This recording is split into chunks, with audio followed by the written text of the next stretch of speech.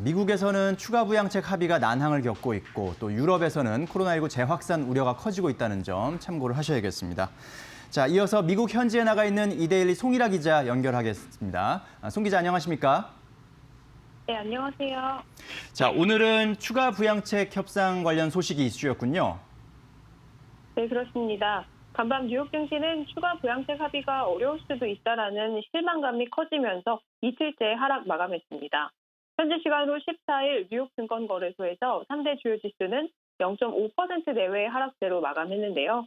3분기 실적 기대감으로 초반에는 분위기가 좀 좋았는데 점심때쯤 스티븐 무누친 재무장관의 실망스러운 발언이 나오면서 주가 흐름에 직격탄을 줬습니다.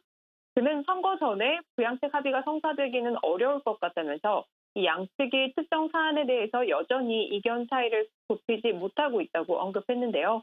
최근 백악관이 1조 8천억 달러 규모의 부양책을 제안을 했고 이에 대해서 낸시 펠로시 하원 의장은 매우 부족하다 이런 입장을 보이면서 양쪽이 계속 왔다 갔다 하는 지금 상황이거든요.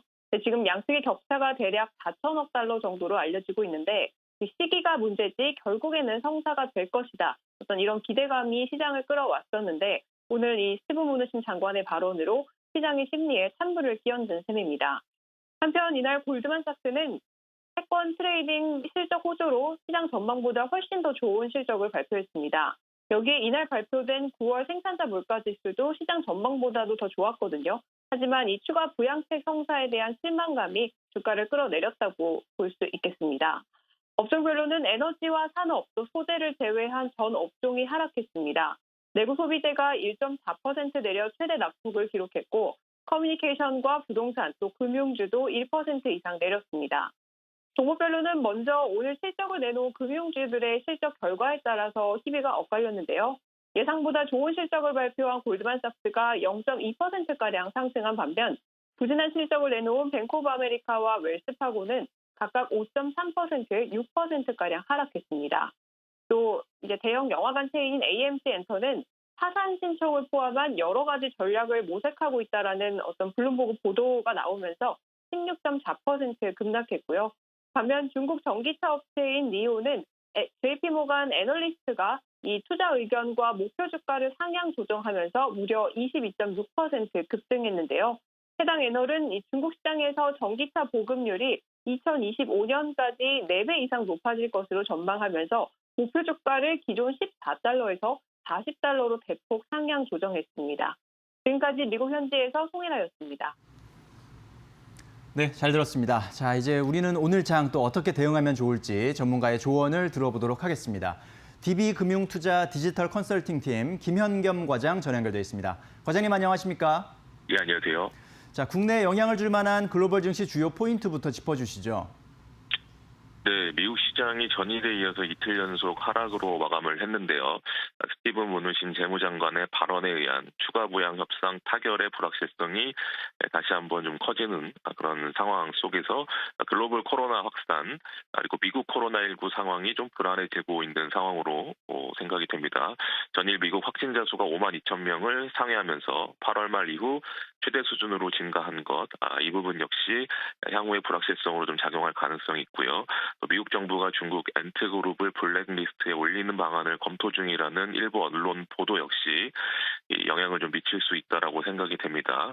크게 이제 세 가지겠죠. 경기 부양 불확실성, 미중 마찰, 코로나 확산, 이 세 부분이 우리나라 증시에 좀 부정적일 가능성, 그 부분을 오늘 미국 증시에서 좀 얻을 수 있는 부분이 아닌가 생각이 됩니다. 자, 이런 상황에서 오늘 우리 장 어떻게 움직일 것으로 예상하십니까? 네, 말씀드린 대로 지금 미국뿐 아니라 유럽의 코로나19 확산이 가속되고 있습니다. 프랑스 같은 경우는 오후 9시 이후에 영업을 모두 전면 금지한다라는 이야기도 나왔는데요. 그만큼 향후에 코로나19 겨울로 갈수록 좀 확산 일로로 진행이 되고 있는 코로나19 불확실성, 우리 증시에도 영향을 미칠 가능성이 크다라고 생각이 되고요. 최근에 외국인들의 수급은 계속해서 IT에 집중이 되고 있는 상황입니다. 그 IT 대표 종목이 바로 삼성전자, SK 하이닉스죠. 이 두 종목의 외국인 수급이 집중되고 있는 부분들 체크하실 필요가 있을 것 같고요.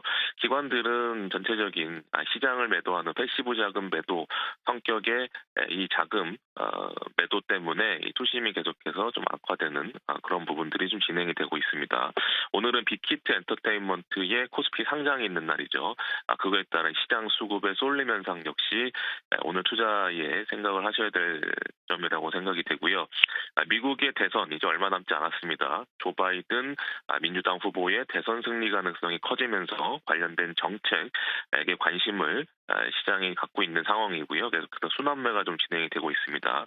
대표적으로 신재생 에너지 관련된 종목들, 풍력이나 태양광, 수소 관련 종목들, 이 수소 같은 경우는 오늘 오전 10시에 또 수소 관계된 정부의 회의가 있기 때문에 그 부분도 작용할 가능성이 있고요. 또 전일 같은 경우는 탄소 배출권 관련된 종목들이 크게 시세가 났는데 이 부분 역시 이 조 바이든 후보의 대선 승리 가능성과도 연관이 있기 때문에 이 부분 계속해서 또 시장에 작용할 것으로 보입니다. 전일 아이폰 12가 공개가 됐는데요. 4종에 모두 5G 통신칩이 채택이 되면서 향후 미국이나 일본, 유럽 이런 아이폰이 많이 팔리는 국가들의 5G 인프라 확대가 좀 기대가 되기 때문에 전일 시장 약세도 5G 관련주의 상승 이 부분은 놓치면 안 될 것으로 생각이 됩니다. 그래서 오늘 투자 전략은 외국인 수급이 집중되는 IT 그리고 정부 정책, 국내 그린 뉴딜 관련된 그리고 미국 조 바이든 이 교집합이 바로 이 신재생 에너지 관련된 종목들이 계속해서 강세할 가능성 그리고 5G 통신 장비 섹터 이 부분들을 주목하되 일부 현금 비중은 필요한 상황이 아닌가라는 말씀을 드리겠습니다. 네, 오늘 말씀 잘 들었습니다. 감사합니다. 네, 감사합니다.